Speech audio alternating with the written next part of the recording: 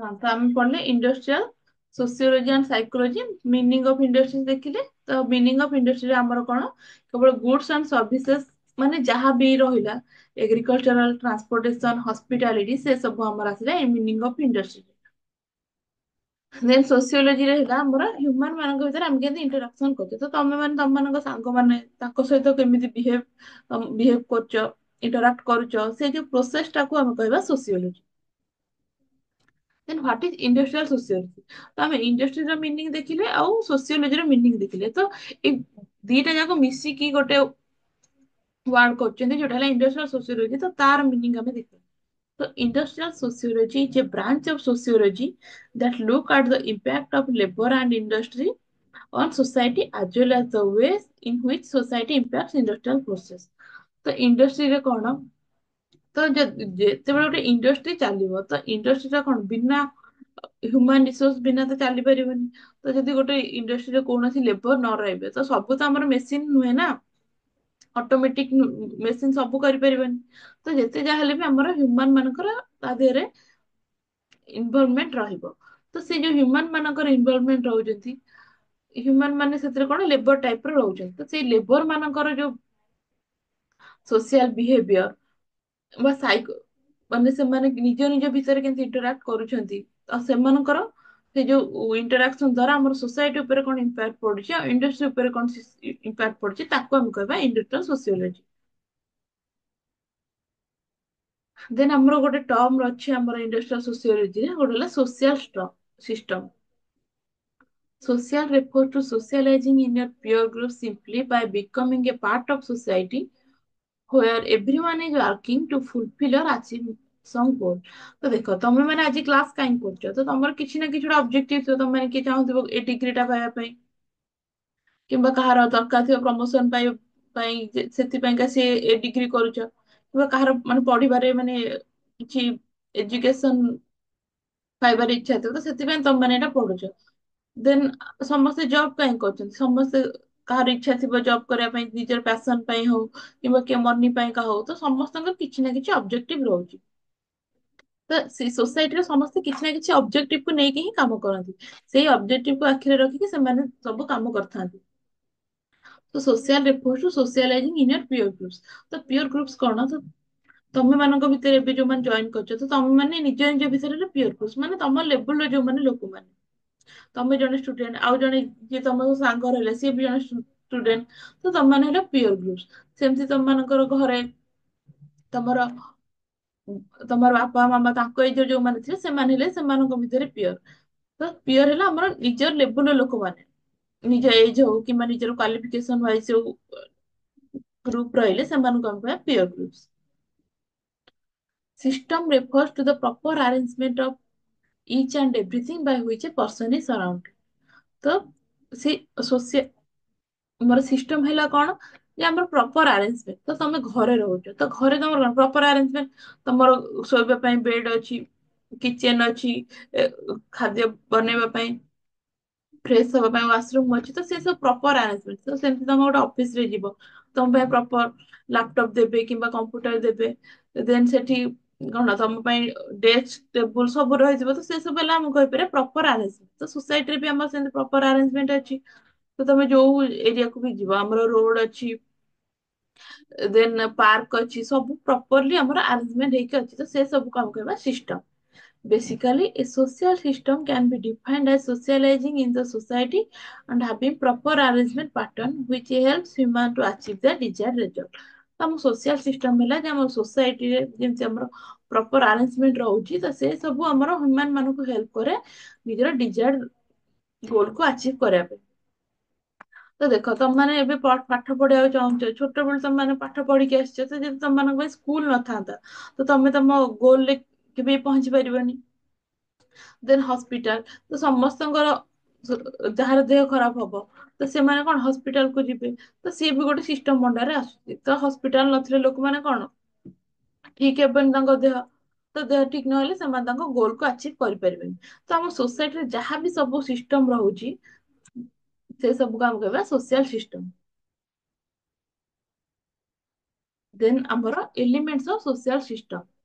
Some of the crucial elements on which the social system works are status, norm, power, faith, and knowledge. Then role. তুমি ଯୋଉମାନେ ବି ଏବେ ପରେ join କରୁଛ ସମସ୍ତେ roll number ଟା chaat box ରେ ମେସେଜ କରିଦବ। ତ ଆମେ ଫାର୍ଷ୍ଟ ଏଲିମେଣ୍ଟ ଦେଖିବା ଷ୍ଟାଟସ୍ କଣ। Status can be defined as the ranking that one has earned in society. It is subjective and varies from person to person. ତ status କଣ? ତ ଆମର ସୋସାଇଟିରେ କଣ ସବୁ ରାଙ୍କ ସେଟ୍ ହେଇକି ଅଛି। ତ ଦେଖ ତମେ ପାଠ ପଢାରେ ବି ଦେଖିଥିବ ସବୁବେଳେ କଣ ଆମର ଟେନ୍ଥ ହଉ ପ୍ଲସ ଟୁ ରେ ହଉଛି ରାଙ୍କିଙ୍ଗ ସିଷ୍ଟମ ରହୁଛି କିଏ କେତେ ମାର୍କ ରଖିଲେ କୋଉ ରାଙ୍କ ରେ ଯିବ କିମ୍ବା ଆମର କୋଉ ଗ୍ରେଡ ରେ ଯିବ। ତ ଆମର ସୋସାଇଟିକୁ ଆମେ ସେଇଟା ଯୋଉ ଶୋ କରେଇବା ଯେ ଆମେ ସୋସାଇଟିରେ କଣ ଅର୍ନ କରିଛେ ଆମେ ପାଠ ପଢିକି ଅର୍ନ କରିଛେ କି କିଛି ଭଲ କାମ କରିକି ଅର୍ନ କରିଛେ ସେ ସବୁକୁ ଆମେ କହିବା status. Then norms. Norms are the rules and regulations that are followed by society and act as the standard to determine whether something is good or bad, appropriate or not. ତ norms କଣ? Norms ହେଲା ଆମର rules regulation ଯୋଉଟା କି ଆମେ society ରେ follow କରୁ। ଯୋଉଟା ଆମକୁ help କରେ ଜାଣିବା ପାଇଁ ଯେ କୋଉଟା ଠିକ କୋଉଟା ଭୁଲ। ତ ତମେ ଏବେ ଯାଇକି ଜଣଙ୍କୁ ଯଦି ମର୍ଡର କରିବ ତ ତମେ ମର୍ଡର କରିବା ପୂର୍ବରୁ ତମେ ନିଜେ ବି ଜାଣିଥିବ ଯେ ସେଟା ଠିକ କାମ କି ଭୁଲ କାମ। ତ ସେ ସବୁ ଯୋଉ ନଲେଜ ଟା ଆମର ରହୁଛି କିମ୍ବା ରୁଲସ ରେଗୁଲେସନ ଆମର ସବୁ କଣ ଅଛି ଲ ଅଛି ଆମର ଯୋଉଟା କି ଆମକୁ କହିବ ଯେ ମାନେ ବୁଝେଇବ ଯେ କୋଉଟା ଠିକ କୋଉଟା ଭୁଲ। ତ ତମାନେ ଛୋଟବେଳେ ବି ଘରେ ତମ ଘରେ ବି କିଛି ରୁଲସ ରେଗୁଲେସନ ଅଛି କୋଉଟା ଭୁଲ କୋଉଟା ଠିକ କୋଉଟା ଆପ୍ରୋପ୍ରିଏଟ କୋଉଟା ଇନଆପ୍ରୋପ୍ରିଏଟ। ତ ସେ ସବୁ ହେଲା ଆମର ନର୍ମସ। ଦେନ୍ ହେଲା power. When people live with each other in a common place for a long time, there are high chances of conflicts. ତ ତମମାନେ ଯଦି ତମମାନେ ବିଗ ବସ୍ ଦେଖୁଥିବ ତ ବିଗ ବସ ରେ କଣ ସମସ୍ତଙ୍କୁ ଗୋଟେ ଜାଗାରେ ସମସ୍ତଙ୍କୁ ଏକାଠି ରଖାଯାଏ। ତ ତା ଦ୍ଵାରା କଣ ସେଠି ଲୋକମାନଙ୍କ ଭିତରେ କନଫ୍ଲିକ୍ଟ ହବାର ଚାନ୍ସେସ୍ ଅଛି। ତ ତମମାନେ ଘରେ ବି ଦେଖିଥିବ ଜଏଣ୍ଟ ଫ୍ୟାମିଲି ହଉ କି ସିଙ୍ଗଲ ଫ୍ୟାମିଲି ହଉ ତ କିଛି ନା କିଛି ଛୋଟ ହଉ ବଡ ହଉ କିଛି କନଫ୍ଲିକ୍ଟ ଥାଏ। ତ କନଫ୍ଲିକ୍ଟ କେତେବେଳେ ଆସେ among the two parties one may be powerful and one might not be। ତ ସବୁବେଳେ ତ ଆମେ ଗୋଟେ ଗ୍ରୁପ ରେ ଯେତେବେଳେ ରହିବେ ତ ସମସ୍ତେ ତ ସେମ ପାୱାର ଥିବା ଦରକାର ନାହିଁ। କିଏ ପାୱାରଫୁଲ ହେଇଥିବ କିଏ ଟିକେ କମ ପାୱାରଫୁଲ ହେଇଥିବ। ତ ସେତେବେଳେ ଏଇ ଯୋଉ ଆମର ଡିଫରେନ୍ସ ଟା ରହୁଛି ଯେ ଅଧିକ ପାୱାରଫୁଲ କିଏ କମ ପାୱାରଫୁଲ ତ ସେଇ ଯୋଗୁ ହିଁ ଆମର କନଫ୍ଲିକ୍ଟ ଆସେ। And to control both the parties, there are some powers that are determined in the social system, and the complete parties are controlled by those powers। ତ କଣ ଦେଖ ତମେ ମାନେ ସପୋଜ ସ୍କୁଲ କୁ ଯାଉଛ ତ ସ୍କୁଲରେ କଣ କିଏ ଫାଷ୍ଟ ଆସୁଛି କିଏ ସେକେଣ୍ଡ ଆସୁଛି କିମ୍ବା କିଏ ମାନେ ଲାଷ୍ଟ ଆସୁଛି। ତ ତା ଦ୍ୱାରା କଣ ତମମାନଙ୍କ ଭିତରେ ବହୁତ କନଫ୍ଲିକ୍ଟ ହବାର ବି ଚାନ୍ସେସ୍ ଥାଏ। ପ୍ରାୟ ଦେଖିଥିବ ଯେ ଯୋଉ ଷ୍ଟୁଡେଣ୍ଟ ଫାଷ୍ଟ ଆସିଥିବ ସେ କେବଳ ତାରି ଲେବୁଲର ପିଲାଙ୍କ ସହିତ ମିଶିବ କି ତାର ଗ୍ରୁପ ଅଲଗା ଥିବ। ସେ ତମ କ୍ଲାସରେ ଯୋଉ କନଫ୍ଲିକ୍ଟ ହୁଏ ତ ସେ ସବୁକୁ କିଏ ମାନେ କଣ୍ଟ୍ରୋଲ କରିବ ଗୋଟେ ପାୱାର ହିଁ କଣ୍ଟ୍ରୋଲ କରିପାରିବ। ସେ ପାୱାର ହେଲା ଆମର ଗୋଟେ ସୋସିଆଲ ସିଷ୍ଟମ ର ଗୋଟେ ଏଲିମେଣ୍ଟ। ତ ଆମର କଣ ସ୍କୁଲରେ ଆମ ଟିଚର ମାନଙ୍କର ପାୱାର ଅଛି ଯେ ଆମ ପିଲାମାନଙ୍କ ଭିତରେ ଯାହା ବି କନଫ୍ଲିକ୍ଟ ହବ ସେ ତାକୁ ଦୂର କରିବେ। ସେମିତି ଆମର ଯଦି ସୋସାଇଟିରେ କିଛି ବି କନଫ୍ଲିକ୍ଟ ହଉଛି ସେଥିପାଇଁ କଣ ଆମର ଲ ଅଛି ପୋଲିସ ସେମାନେ ଆମକୁ କଣ୍ଟ୍ରୋଲ କରିବେ। ତ ପୋଲିସ ପାଖରେ ସେ ପାୱାର ଅଛି। ଦେନ୍ ଆସିଲା face on knowledge. The faith and knowledge brings about the uniformity in the behavior. They act as controlling agency or different type of human society। ତ faith and knowledge ହେଲା ତ ତମମାନେ ମନ୍ଦିର ଯାଉଥିବ ତ ସେଇଟା ମନ୍ଦିର ତମେ କାହିଁକି ଯାଉଛ ତମେ ତ କେବେ ଦେଖିନ ମାନେ କଣ ରିଅଲରେ ତ ଆମେ କେହି ଠାକୁରଙ୍କୁ ଦେଖିନେ। ତ ତମର ବିଶ୍ୱାସ ଅଛି ଯେ ଠାକୁର ଅଛନ୍ତି ତ ସେଇଟା ହେଲା ଆମର ଫେଥ। ଦେନ୍ ନଲେଜ କଣ ଆମ ଗୋଟେ ଉପରେ ଆମର ପର୍ଟିକୁଲାର ଆମେ ସବୁ ଜାଣିଛେ ତ ସେଇଟା ହେଲା ଆମର ନଲେଜ। ତ ଗୋଟେ ସୋସାଇଟିରେ ଫେଥ ଆଉ ନଲେଜ ଆମର କଣ ଲୋକମାନଙ୍କ ଭିତରେ ୟୁନିଫର୍ମିଟି ଆଣେ। ତ ଦେଖ ଆମର ଯେମିତି କାଷ୍ଟ ସିଷ୍ଟମ ରହିଛି ସେ ସବୁ କଣ ଯାହାର ସେମ କାଷ୍ଟ ସେମାନଙ୍କ ଭିତରେ ଗୋଟେ ୟୁନିଫର୍ମିଟି ଅଛି। ତ ଫେଥ ସେମିତି ଆମେ କୋଉ ଠାକୁରଙ୍କୁ ବିଶ୍ଵାସ କରୁଛେ ଯୋଉମାନେ ଜଗନ୍ନାଥଙ୍କୁ ବିଶ୍ଵାସ କରୁଛେ ତ ସେମାନଙ୍କ ଭିତରେ ବି ଗୋଟେ ଟାଇପ ର ୟୁନିଫର୍ମିଟି ଅଛି। ତ ସେଇ ଫେଥ ଆଣ୍ଡ ନଲେଜ ଆମ ଲୋକମାନଙ୍କ ଭିତରେ ଗୋଟେ ୟୁନିଫର୍ମିଟି କ୍ରିଏଟ କରେ। they act as controlling agency of different types of human society. ତ ଆମ society ଯୋଉ different types of people ଅଛନ୍ତି ସେମାନଙ୍କ ଭିତରେ uniformity, faith and knowledge ଆଣିଥାଏ. Then role. Like the status, society has prescribed different roles to different individual. ତ ଆମର roll କଣ? ଆମେ ଯେମିତି ଷ୍ଟାଟସ୍ ମୁଁ ତମକୁ କହୁଥିଲି ଯେ କିଏ ସୋସାଇଟିରେ କଣ ଅର୍ନ କରିଛି ତାକୁ ଆମେ ଷ୍ଟାଟସ୍ କହିବା। ତ ସୋସାଇଟିରେ ସେଇ ଷ୍ଟାଟସ୍ ୱାଇଜ ଲୋକମାନଙ୍କର ଡିଫରେଣ୍ଟ ରୋଲ। ତ ଦେଖ ଆମେ କହିବା ଯେ ଜଣେ ଟିଚର ଅଛି, ତ ଟିଚର ଅଛି ସେଟା ହେଲା ତା ଷ୍ଟାଟସ୍। ତ ସେଇ ଷ୍ଟାଟସ୍ କୁ ସେ କେମିତି ଆଚିଭ୍ କରିଛି କିଛି ରୋଲ କରି, ତ ସେ ପାଠ ପଢେଇକି ହିଁ ସେ ଷ୍ଟାଟସ୍ ଟାକୁ ଅର୍ନ କରିଛି।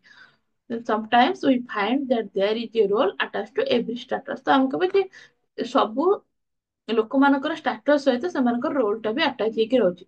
ତ ଗୋଟେ ପୋଲିସ ଅଫିସର ହଉ ତ ତା ରୋଲ ହେଲା ଲୋକମାନଙ୍କୁ ଯୋଉଠି ବି କିଛି ଖରାପ କାମ ହଉଛି ଭୁଲ କାମ ହଉଛି ସେ ସବୁକୁ କଣ୍ଟ୍ରୋଲ କରିବା। ତ ସେଇଟା ହେଲା ତା ରୋଲ। ତ ଷ୍ଟାଟସ୍ ସହିତ ରୋଲ ଆଟାଚ୍ ହେଇକି ରହୁଛି। Role is the external expression of the status while discharging certain jobs or doing certain things. Every individual keeps in his mind his status. ତ ଯୋଉ ଲୋକମାନେ କିଛିଟା ରୋଲ କରିବେ ମାନେ ସେମାନଙ୍କ ଷ୍ଟାଟସ୍ କୁ ନେଇକି ହିଁ ସେମାନେ ରୋଲ କରିବେ। ତ ସେମାନେ ତାଙ୍କ ଷ୍ଟାଟସ୍ ବାହାରେ କିଛି ବି ରୋଲ କରିବେନି। ତ ତମେ ମାନେ ଏବେ ଷ୍ଟୁଡେଣ୍ଟ ଅଛ, ତ ତମେ ମାନେ ବି ଚାହିଁଲେ କ୍ଲାସ କରିପାରିବେ, କରିପାରିବେନି କାରଣ ତମେ ମାନେ ଏବେ ଷ୍ଟୁଡେଣ୍ଟ। ତ ତମମାନଙ୍କର ଷ୍ଟାଟସ୍ ଦେଖିକି ତମମାନେ ରୋଲ କରିବ। ତ ତମମାନେ ଆଉ ଟିକେ ଯେତେବେଳେ ତମମାନେ ଜବ୍ କରିବ ତ ତମେ କଣ ଏମ୍ପ୍ଲୟି ହବ। ତ ତମେ ଏମ୍ପ୍ଲୟି ହେଲେ ତମେ ଏମ୍ପ୍ଲୟର ଯାହା କାମ ତମେ ସେଇଟା କରିବ।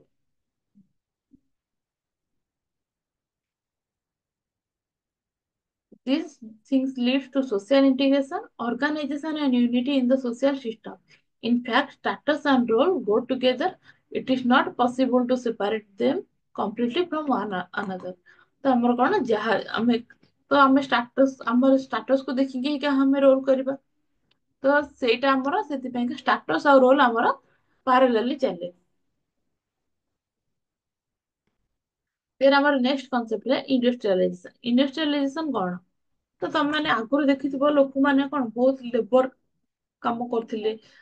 ମାନେ କଣ ଯେ ଆମର ଗୋଟେ କମ୍ପାନୀରେ ହଉ ତ ସବୁ ଡାଟା ରେକର୍ଡ କରିବା ପାଇଁ ଆମର କଣ ପେପର ୱାର୍କ କରୁଥିଲେ। ତ ଏବେ କଣ ଲାପଟପ ଆସିଗଲା।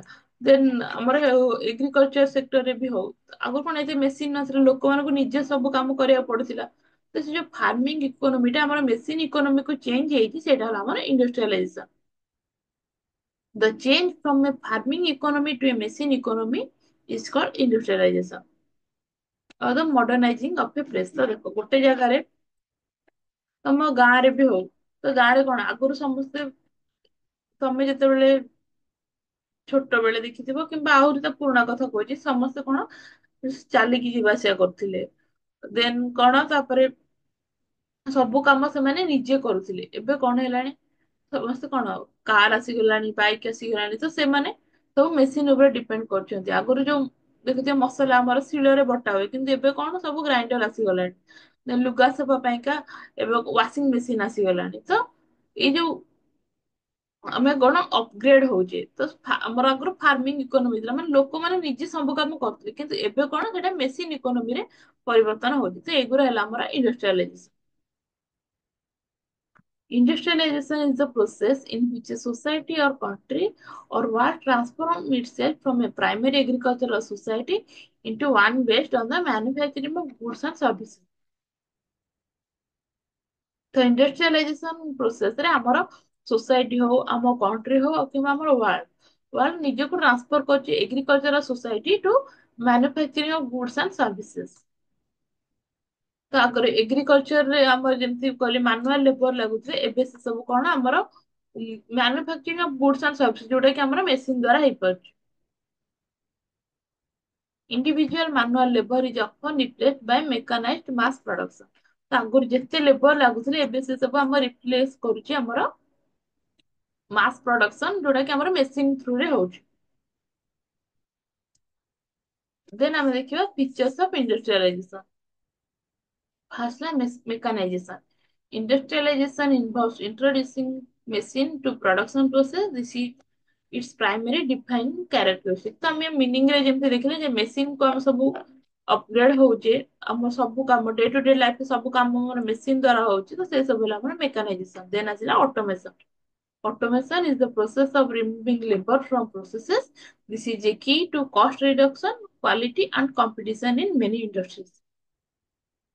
ତ ଦେଖ ଆମେ ସେ ମାନେ ଆମ ଘରର ଏକ୍ସାମ୍ପଲ ନେଲେ ଯେ ଆମେ ସବୁ ଯାହା ବି କରୁଛୁ ସବୁ ମେସିନ ଥ୍ରୁରେ କରୁଛୁ ତ ସେମିତି ବଡ ବଡ ଇଣ୍ଡଷ୍ଟ୍ରି ରହିଲେ ଫ୍ୟାକ୍ଟ୍ରି ରହିଲେ ତ ସେମାନେ ବି ସେମିତି ବଡ ବଡ ମେସିନକୁ ନେଇକି ହିଁ ସେମାନେ କାମ କରନ୍ତି ଆଉ ମେସିନ ଦ୍ଵାରା କଣ ହବ ଯୋଉ ମାନୁଆଲ ୱାର୍କ ହଉଥିଲା ସେ ସବୁ ଅଟୋମେଟିକ ହେଇଯିବ ତ ସେଇଟା ଆମର ହେଲ୍ପ କରିବ କଷ୍ଟ ରିଡକ୍ସନ ଆଉ କ୍ୱାଲିଟି କଣ୍ଟ୍ରୋଲ କରିବାରେ ତ ଆମର କଷ୍ଟ କେମିତି ରିଡକ୍ସନ ହବ ଦେଖ ତ ଲେବର ଯେତେବେଳେ ଗୋଟେ ଜାଗାରେ କାମ କରୁଥିବେ ତ ଲେବର ନର୍ମାଲି କଣ ମେସିନ ଠୁ ତ କମ କାମ କରିବେ ନା ମେସିନ ର କଣ ଆମର ହ୍ୟୁମାନ ଯେମିତି ଫିଜିକାଲ ବଡି ଅଛି ମେସିନ ସେମିତି ନାହିଁ ତ ଆମେ ଟାୟାର୍ଡ ହେଇଛେ କିନ୍ତୁ ମେସିନ ଟାୟାର୍ଡ ହବନି ତାକୁ ଚାର୍ଜ କରିଦେଲେ ସେ ପୁଣି ତାର କାମ କରିବ ତ ତା ଦ୍ଵାରା କଣ ହବ ଆମର କଷ୍ଟ ରିଡକ୍ସନ ହବ କଷ୍ଟ ରିଡକ୍ସନ କେମିତି ହବ ଲେବର ମାନଙ୍କୁ ଆମେ କଣ ସବୁବେଳେ ଆମର ଲେବର ଦରକାର ହଉଥିଲେ ତ ସେମାନଙ୍କୁ ପେମେଣ୍ଟ କରିବାକୁ ପଡୁଥିଲା ଆଉ ମେସିନ ଦ୍ଵାରା କଣ ଆଟ ଏ ଟାଇମ ଗୋଟେ ପେମେଣ୍ଟ ହବ କିନ୍ତୁ ଆଉ ତାପରେ ଫ୍ୟୁଚର ଆଉ କେବେ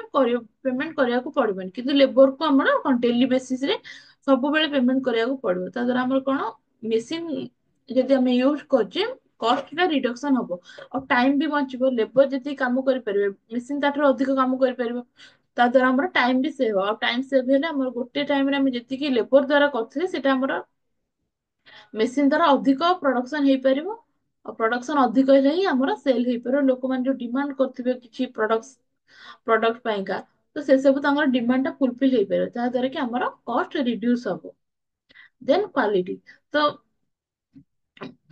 ନର୍ମାଲ ଲେବର ଯେତିକି କାମ କରିପାରିବେ ତ ମେସିନ ଦ୍ଵାରା କଣ ସେଟାର କ୍ୱାଲିଟି ଟା ବି ମେଣ୍ଟେନ ହେଇପାରିବ ଦେନ୍ ଏସବୁ ଆମର କଷ୍ଟ ରିଡକ୍ସନ ହେଲେ କ୍ୱାଲିଟି ମେଣ୍ଟେନ ହେଲେ ଆମର ଯୋଉ କମ୍ପିଟିସନ ଆମେ କରୁଛେ ଆମ ସପୋଜ ଆମର ଗୋଟେ ଇଣ୍ଡଷ୍ଟ୍ରି ଅଛି ସେଠି ଯଦି ଆମେ ଅଟୋମେଟିକ ମେସିନ ୟୁଜ କରୁଛେ ତା ଦ୍ଵାରା କଣ ଆମର କଷ୍ଟ ରିଡକ୍ସନ ହବ ଆମେ ଯୋଉ କମ୍ପିଟିଟର ରହିଲେ ଆମେ ତାଙ୍କୁ ୱିନ୍ କରିପାରିବା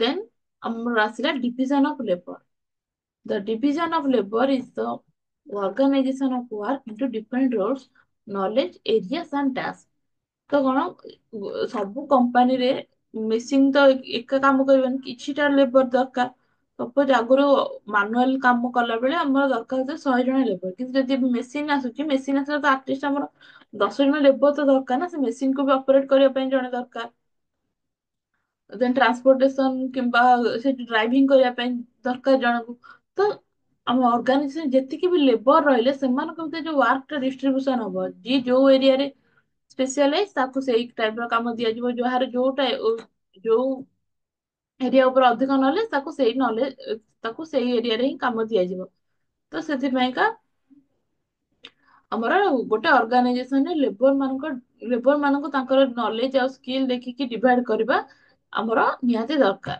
ଆଉ ସେଇଟା ହେଲା ଆମର ଇଣ୍ଡଷ୍ଟ୍ରିଆଲାଇଜେସନ ର ଗୋଟେ features The division of labor also occurs in highly skilled and knowledge areas such as information security professional with special knowledge of database security.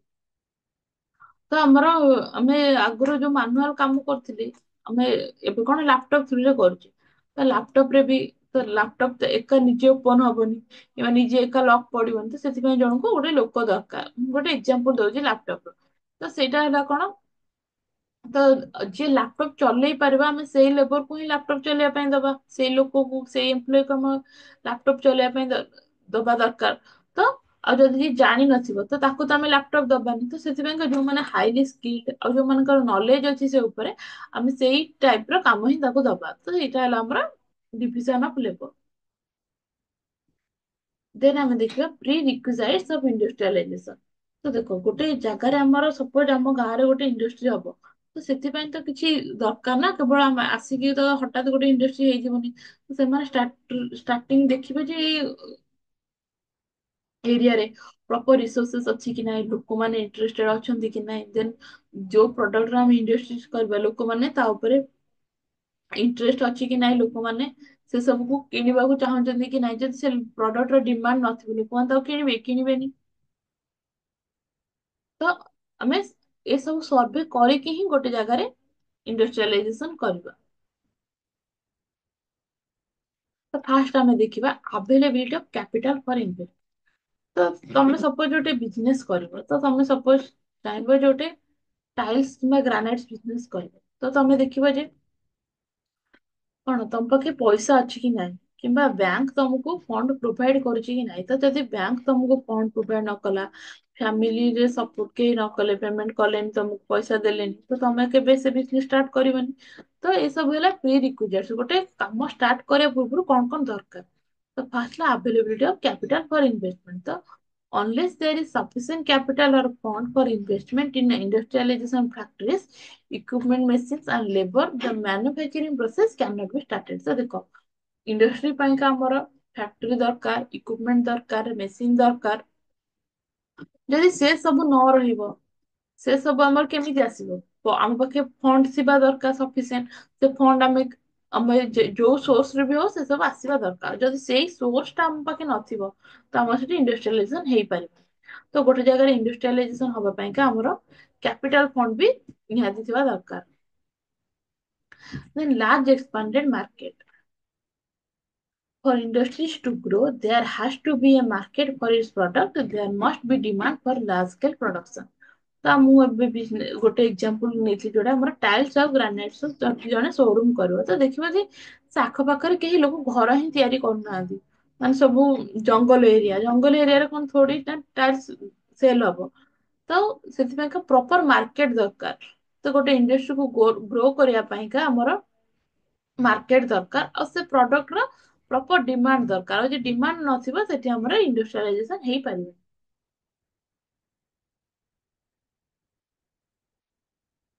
ଦେନ୍ ଆମର ଆସିଲା committed labour force. Industrialization requires a committed labor force. Commitment denotes the acceptance of various of the values of industrial society and their expression. Industrialization behavior, workers have to accept industrial work as a desirable occupation. As industrial technology is constantly changing, the labor force must be able to adopt the new technology। ତ ଗୋଟେ factory କରିବା ପାଇଁକା ଆମର labour ଦରକାର, ଆଉ labour ବି committed ହେଇଥିବା ଦରକାର। ଯେ ସେମାନେ କେବଳ ଚାହିଁବେ ଯେ ଆମେ ଅଳ୍ପ କାମ କରିକି ପେମେଣ୍ଟ ଆମେ ନେବୁ, ସେମିତି ତ ହେଇପାରିବନି। ସେମାନେ ପ୍ରପରଲି କାମ କରିବା ଦରକାର, ସେତିକି ସେମାନେ ୱାର୍କ ପ୍ରତି ଡେଡିକେଟେଡ ରହିବା ଦରକାର। ତ ସେଇ ଆମର ଇଣ୍ଡଷ୍ଟ୍ରିଆଲାଇଜେସନ ପାଇଁକା ଆମର ଲୋକମାନଙ୍କ ମଧ୍ୟରେ ସେ ଯୋଉ କମିଟମେଣ୍ଟ ରହିବା ଦରକାର। As industrial technology is constantly changing, the labor force must be able to adopt the new technology। ତ ଆମର କଣ ଇଣ୍ଡଷ୍ଟ୍ରିଆଲ ଟେକ୍ନୋଲୋଜି ସବୁବେଳେ ଚେଞ୍ଜ ହଉଛି। ଦେଖ ଆଗରୁ ଆମର କିପ୍ୟାଡ ଫୋନ ଥିଲା, ତ ଲୋକମାନେ ନିଜକୁ ଚେଞ୍ଜ କଲେ ଯେ କେମିତି ସ୍ମାର୍ଟ ଫୋନ ୟୁଜ କରିପାରିବେ। ନହେଲେ ଏବେ ଯଦି ଲୋକମାନେ କି ସ୍ମାର୍ଟ ଫୋନ ୟୁଜ ନ କରିପାରିବେ, ତ ସେ ସ୍ମାର୍ଟ ଫୋନ ଆଉ କେହି ମାନେ କଣ ତାର ସେଲ ହବନି।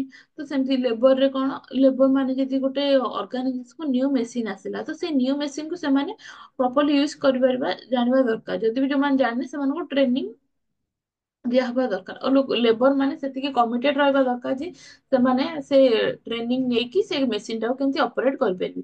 ତ ଲେବର ଫୋର୍ସ କଣ ଯେ ସବୁ ନ୍ୟୁ ଟେକ୍ନୋଲୋଜି କୁ ସବୁବେଳେ ଆଡପ୍ଟ କରିବା ପାଇଁକା ସେମାନେ ଫ୍ଲେକ୍ସିବଲ ରହିବା ଦରକାର। Then ଆସିଲା mobility of basic resources. Mobility of basic resources, especially labor and capital, is the key to successful industrialization। ତ basic resources ଆମର ଯାହା ବି ରହିଲା, ଆମର କଣ ନ୍ୟାଚୁରାଲ ରିସୋର୍ସେସ ରହିଲା। ନ୍ୟାଚୁରାଲ ରିସୋର୍ସେସ ରେ ଆମର କଣ ଲ୍ୟାଣ୍ଡ ହଉ କିମ୍ବା ଏୟାର, ୱାଟର, ଏ ସବୁ ଆମର ବେସିକ ରିସୋର୍ସେସ ରହିବା ଦରକାର ଗୋଟେ ଇଣ୍ଡଷ୍ଟ୍ରିଆଲାଇଜେସନ ଷ୍ଟାର୍ଟ ହବା ପାଇଁ। If resources is locked up on account of traditional consideration and therefore not available to meet the needs, rapid industrialization become difficult। ତ ଆମେ ଯଦି ଗୋଟେ ଜାଗାରେ ଆମେ ପ୍ରପରଲି ରିସୋର୍ସେସ କୁ ୟୁଜ କରି ନ ପାରିବା, ତ ତା ଦ୍ୱାରା ଆମର କଣ ଇଣ୍ଡଷ୍ଟ୍ରିଆଲାଇଜେସନ ଯୋଉ ରେଟ ରେ ବଢିବା କଥା ସେଇ ରେଟ ରେ ଆଉ ବଢିବ। ଦେନ୍ ଆସିଲା availability of impersonal credit। All productive enterprises is built on borrowed capital। ତ ଦେଖ ଯିଏ ବି ବିଜନେସ ଷ୍ଟାର୍ଟ କରିବ, ଷ୍ଟାର୍ଟିଂ ରେ ତ କାହା ପାଖରେ ପଇସା ସେମିତି ନଥିବ, ତ ଯେମିତି ହେଲେ ବି ସେ ନିଜ ରିଲେଟିଭସ ର ହଉ କିମ୍ବା ନିଜ ଫ୍ରେଣ୍ଡ ସର୍କଲ ରେ କିମ୍ବା ବ୍ୟାଙ୍କ ରୁ କିଛିଟା ଲୋନ ଆଣିବାକୁ ତାକୁ ପଡିବ। Credit and financial institution which can mop up the capital from those for surpluses and make it available to the investor। ତ ଆମର କଣ ଯୋଉ ବ୍ୟାଙ୍କ ରହିଲେ କିମ୍ବା ତମ ଦେଖିଥିବ ଏନବିଏଫସି ଯୋଉଗୁଡା କି ନନ୍ ବ୍ୟାଙ୍କିଙ୍ଗ ଫାଇନାନ୍ସିଆଲ କର୍ପୋରେଟ, ତାପରେ ଆମର କଣ ଯୋଉ ତମାନେ ଗାଁରେ ଦେଖିଛ ସାହୁକାର ମାନେ ଥାଆନ୍ତି ଯୋଉମାନେ କି ମାନେ ଲୋକମାନେ ଯୋଉମାନେ ଗରିବ ଲୋକ ତାଙ୍କୁ କିଛିଟା ଲୋନ ଦିଅନ୍ତି। ଆମର ଏନବିଏଫସି, ଆମର ତମେ ଦେଖିଥିବ ଅନ୍ନପୂର୍ଣ୍ଣା ଫାଇନାନ୍ସ ହଉ, ଆକାଶ ଫାଇନାନ୍ସ ହଉ, ସେ ସବୁ କଣ ବ୍ୟାଙ୍କ ନୁହେଁ କିନ୍ତୁ ବ୍ୟାଙ୍କ ପରି କାମ କରୁଛନ୍ତି। ସେମାନେ ହେଲା ଆମର ଏନବିଏଫସି। ତ ସେମାନେ ଆମର କଣ ଲୋକମାନଙ୍କୁ ଫଣ୍ଡ ପ୍ରୋଭାଇଡ କରିବାରେ ହେଲ୍ପ କରନ୍ତି। ଯଦି ଗୋଟେ ଜାଗାରେ ସେ ସବୁରେ କୌଣସି ସୁବିଧା ନଥିବ ତ ଏକା ଆମେ ବିଜନେସ ଷ୍ଟାର୍ଟ କରିପାରିବାନି। The availability of impersonal credit industrialization assumes the existence of legal system which will ensure that debtors and creditors honor their obligation to each other. ତ ଆମର ଡେଟର ଆଣ୍ଡ କ୍ରେଡିଟର କଣ? ଡେଟର ହେଲେ ମାନେ ଯୋଉମାନେ ଗୋଟୁ ଆମେ ଲୋନ, ଆମର କ୍ରେଡିଟର ହେଲେ ଯୋଉମାନଙ୍କଠୁ ଆମେ ଲୋନ ଆଣିଥାଉ, ଡେଟର ହେଲେ ଯୋଉମାନଙ୍କୁ ଆମେ କିଛିଟା ଲୋନ ଦେଇଥିବା। ତ ଗୋଟେ ସୋସାଇଟିରେ ସେମିତି ଲିଗାଲ ସିଷ୍ଟମ ରହିଥିବା ଦରକାର ଯୋଉମାନେ କି ଯୋଉଥିରେ କି କଣ ଆମର ଡେଟର ଆଉ କ୍ରେଡିଟର ନିଜର ଓବ୍ଲିଗେସନ କୁ ରେସପେକ୍ଟ ଦଉଛି। ସପୋଜ ମୁଁ ଏବେ ତମଠୁ 1 ଲାଖ ଲୋନ ନେଲି, ତ ଯଦି ମୁଁ ତମକୁ କହ ମୁଁ ସେଇଟା ନ ଫେରେଇବି କିମ୍ବା ତାର ଇଣ୍ଟରେଷ୍ଟ ନ ଦେବି, ତ ସେତେବେଳେ କଣ ଆମର ପରସ୍ପର ପ୍ରତି ଯୋଉ ଓବ୍ଲିଗେସନ ରହିଲା ତାକୁ ଆମେ ଡିସରେସପେକ୍ଟ କଲେ। ତ ସେଥିପାଇଁ ଆମ ସୋସାଇଟିରେ କିଛିଟା ଲିଗାଲ ସିଷ୍ଟମ ରହିବା ଦରକାର ଯୋଉଥିରେ କି ମାନେ ମୁଁ ଯଦି ତମକୁ ଲୋନ ର ରିପେମେଣ୍ଟ ନ କଲି କିମ୍ବା ତମକୁ ଇଣ୍ଟରେଷ୍ଟ ନଦେଲି ତ ସେଥିପାଇଁ ମତେ ବି କିଛି ପନିଶମେଣ୍ଟ ମିଳିବା ଦରକାର। ତ ସେ ସବୁ ହେଲା ତମର ଲିଗାଲ ସିଷ୍ଟମ ଅଣ୍ଡରରେ ଆସିବ। ତ ତମକୁ ଯଦି ବ୍ୟାଙ୍କ ର ଲୋନ ନ ନେଇକି ତମେ ରିଟର୍ଣ ନ କରିବ ତ କଣ ସେଥିପାଇଁ ଆମର ଲ ଅଛି। ସେମାନେ କଣ ତମ ଆଗରେ କେସ୍ କରିବେ। ତ ସେଇ ଲିଗାଲ ସିଷ୍ଟମ ବି ଗୋଟେ ସୋସାଇଟିରେ ରହିବା ଦରକାର। ତ ଆମର ସେଥିପାଇଁକା ଆମର ଇମ୍ପର୍ସନାଲ କ୍ରେଡିଟ ବି ନିହାତି ଦରକାର। ଯଦି ଆମେ ବିଜନେସ ଷ୍ଟାର୍ଟ କରିବା ଆମେ ଫଣ୍ଡ ପାଇଁକା ଯେମିତି ହେଲେ ଆମକୁ କାହାଠୁ କିଛି ଲୋନ ଆଣିବାକୁ ପଡିବ। ଦେନ୍ ଆମର ଆସିଲା differentiation and specialisation of labour. ତ ଗୋଟେ ଇଣ୍ଡଷ୍ଟ୍ରିଆଲାଇଜେସନ ଷ୍ଟାର୍ଟ ହବା ପାଇଁ ଆମର ଯୋଉ ଲେବର ରହିଲେ ସେମାନେ ଡିଫରେଣ୍ଟ ହବା ଦରକାର। ସମସ୍ତଙ୍କ ସମସ୍ତେ ଯଦି ଗୋଟେ କାମ କରିବେ ସେଇଟା ତ ପସିବଲ ନୁହେଁ। ତ ସମସ୍ତେ ଡିଫରେଣ୍ଟ ହବା ଦରକାର। ଆଉ ଲେବର ମାନେ କିଛି କୌଣସି ନା କୌଣସି କାମରେ ସ୍ପେଶାଲାଇଜ ନିଜକୁ କରିବା ଦରକାର। The new technology, which signifies the division of the total production process into a number of simple stages of steps to each of which a specialized group of workers industrialization involved is the most important technical condition of industrial growth. ତ ଗୋଟେ ଇଣ୍ଡଷ୍ଟ୍ରିର growth ପାଇଁକା workers ମାନଙ୍କୁ ସେତିକି ସ୍ପେଶାଲାଇଜ ହବା ଦରକାର। There must be a systematic structure based on authority and specialized skill to make appropriate decision. ତ ସେଇ ଗୋଟେ ଅର୍ଗାନାଇଜେସନ ଯଦି 100 ଜଣ ଲୋକ ରହିଲେ ସେଇ 100 ଜଣ ଲୋକଙ୍କ ମଧ୍ୟରୁ ଆମେ ଫାଇଣ୍ଡ ଆଉଟ୍ କରିବା ଯେ 10 ଜଣ କୋଉଥିରେ ସ୍ପେଶାଲାଇଜ ଅଛନ୍ତି କିମ୍ବା 10 ଜଣ କୋଉ କାମଟାକୁ ପ୍ରପରଲି କରିପାରିବେ, କୋଉ କାମଟାକୁ ସେମାନେ ନ କରିପାରିବେ। ତ ସେଥିପାଇଁ ଗୋଟେ ଅର୍ଗାନାଇଜେସନର ବି ଅଥରିଟି ରହିବା ଦରକାର ଯୋଉମାନେ କି ଡିସାଇଡ କରିବେ ଯେ ୱାର୍କର୍ସ ମାନେ ନିଜେ କୋଉଥିରେ ଅଧିକ ଏଫିସିଏଣ୍ଟ କୋଉଥିରେ ଇନଏଫିସିଏଣ୍ଟ। ତ ସେଇ ଅନୁସାରେ ଅର୍ଗାନାଇଜେସନରେ ୱାର୍କ ଡିଷ୍ଟ୍ରିବ୍ୟୁସନ ହବ। ତମେ ଦେଖିଲେ ଯେ ଆମର ଗୋଟେ ଇଣ୍ଡଷ୍ଟ୍ରିଆଲାଇଜେସନରେ କଣ କଣ ଦରକାର। ଆମର ଆମେ ଆଜି ଦେଖିଲେ features of industrialization, then social system, then prerequisites of industrialization. ତ ନେକ୍ସଟ କ୍ଲାସରେ ଆମେ ଦେଖିବା ଇଣ୍ଡଷ୍ଟ୍ରିଆଲ ରିଲେସନ କଣ। ତ ସେଇଟା ଆମେ ନେକ୍ସଟ କ୍ଲାସରେ ପଢିବା। ତ ତମେ ଯେତିକି ସମସ୍ତେ ରୋଲ ନମ୍ବର ମେସେଜ କରିଛ ତ? ଆଜ୍ଞା ମ୍ୟାମ୍। ଠିକ ଅଛି। ତ ତମର ଗୋଟେ ଚାପ୍ଟର ସରିଗଲା ପରେ ମୁଁ ତମକୁ ନୋଟ୍ସ ପ୍ରୋଭାଇଡ କରିବି। ଆଜ୍ଞା ମ୍ୟାମ୍। ଠିକ ଅଛି, ଥ୍ୟାଙ୍କ ୟୁ ଯୋଉମାନେ ବି ଜଏନ କରିଛ। Thank you ma'am. ତମେ କ୍ଲାସ ଟାକୁ ଏଇଠି ବନ୍ଦ କରିବ। ଆଜ୍ଞା ମ୍ୟାମ୍।